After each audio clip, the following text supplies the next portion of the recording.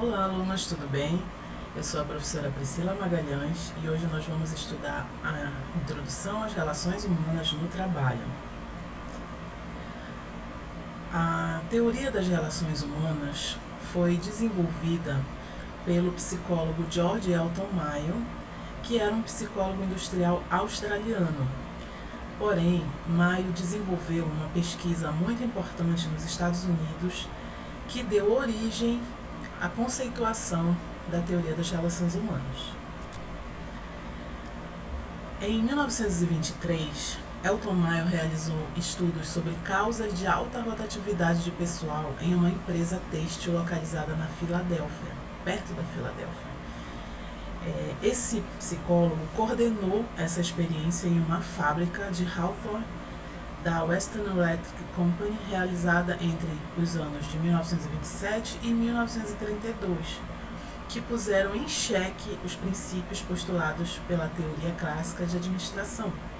Então, essa experiência ela teve uma contribuição fundamental para que esses pressupostos clássicos, da teoria de administração fossem postos em xeque, fossem revistos. Vamos entender essa experiência de Hawthorne.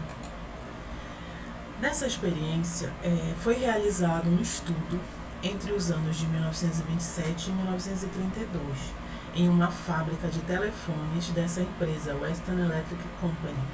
Ela era situada no bairro de Hawthorne, na cidade de Chicago.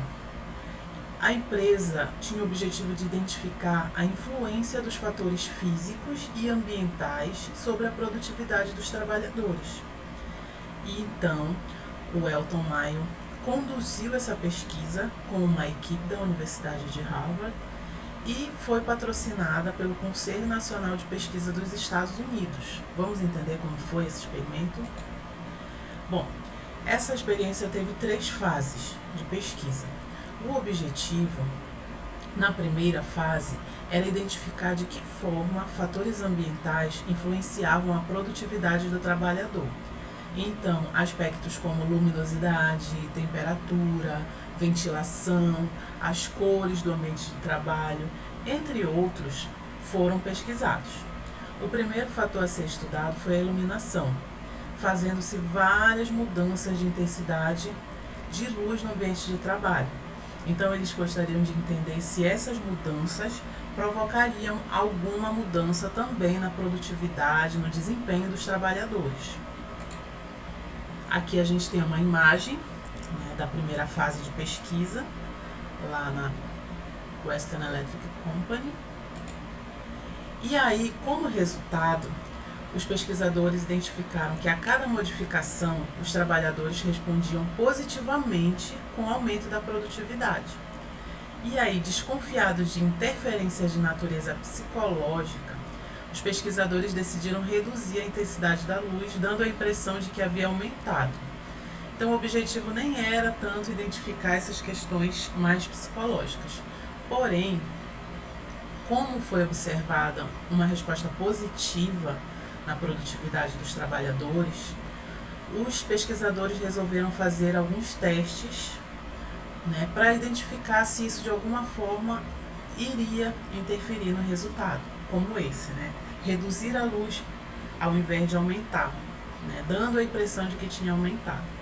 E aí eles verificaram a existência da influência de um fator psicológico na produção, porque mesmo diminuindo a intensidade de luz, que era algo que poderia, na verdade, diminuir a produtividade, houve um aumento da produção, E isso realmente foi algo que chamou a atenção.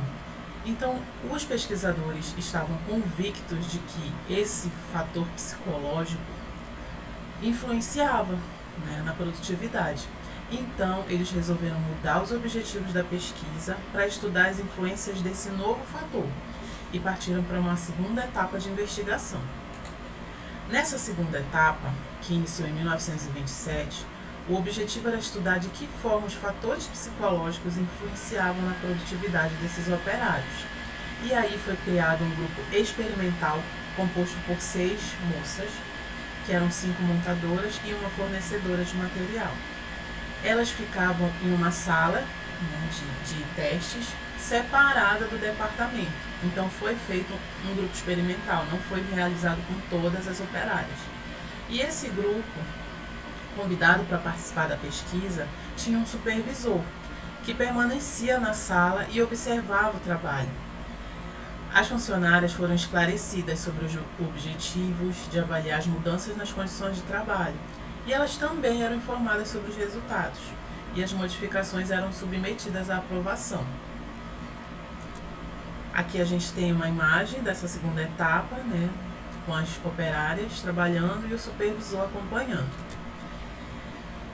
E aí, essa segunda fase ela foi bem complexa, porque ela foi dividida em 12 períodos, onde várias mudanças foram acontecendo nas condições de trabalho, como, por exemplo, melhoria nas formas de pagamento, pequenos intervalos de descanso, distribuição de lanche, entre outras, né? Foram 12 períodos com diferentes modificações.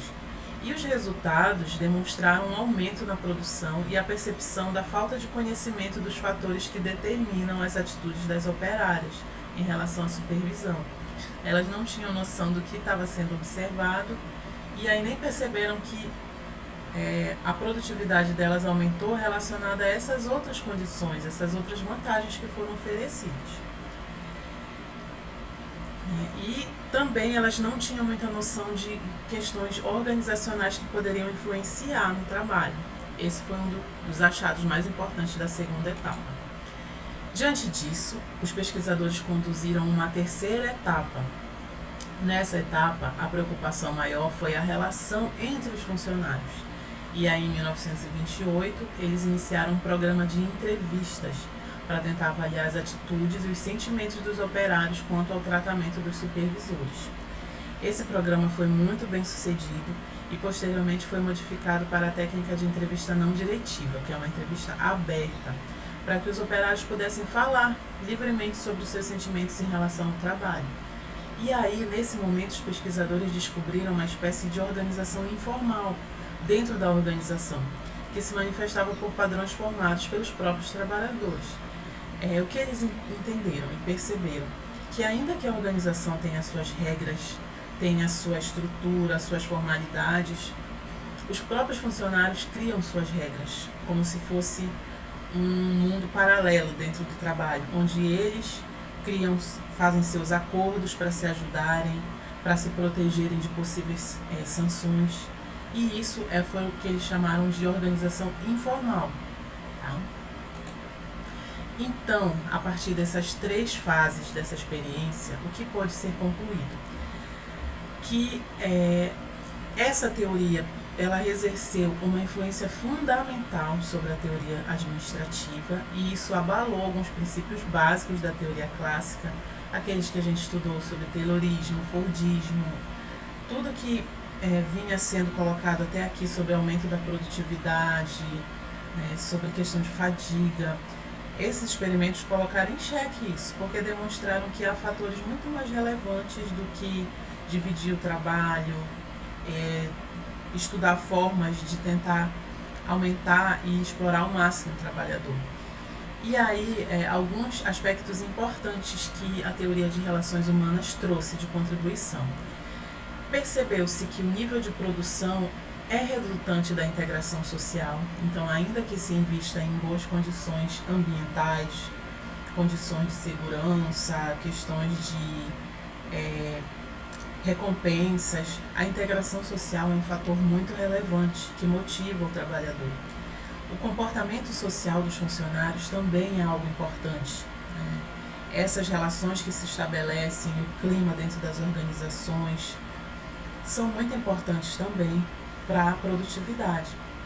As recompensas, elas não precisam ser só físicas, como era algo colocado pelo modelo clássico de administração. Elas podem ser sociais, tanto recompensas quanto sanções. Então, o fato de o funcionário, por exemplo, sair um pouco mais cedo, ter pequenos intervalos durante a sua jornada de trabalho, ter alguma oportunidade, por exemplo, um plano de saúde hoje em dia, ou oportunidade de ter uma bolsa de estudos para os filhos ou para si mesmo, oportunidade de creche para os seus filhos. são exemplos de recompensas que elas não são exatamente financeiras de modo direto, mas elas têm um valor social muito importante. Observou-se os grupos informais que têm uma relevância dentro da organização, e essas regras e acordos estabelecidos pelos grupos informais, eles às vezes se sobrepõem às regras oficiais da empresa, que as relações humanas elas têm um ponto fundamental, né, nas relações de trabalho, porque nós somos seres humanos, então a gente é influenciado por fatores humanos também. Também observou-se a importância do conteúdo do cargo, de descrever, de definir as funções de cada um. E também essa teoria trouxe a ênfase nos aspectos emocionais do trabalhador, quando ele trabalha em condições mais adequadas, em que ele se sente mais valorizado. Isso pode melhorar a produtividade, porque ele se sente muito mais motivado. E aí, você gostou dessa aula? Espero que sim. Até mais!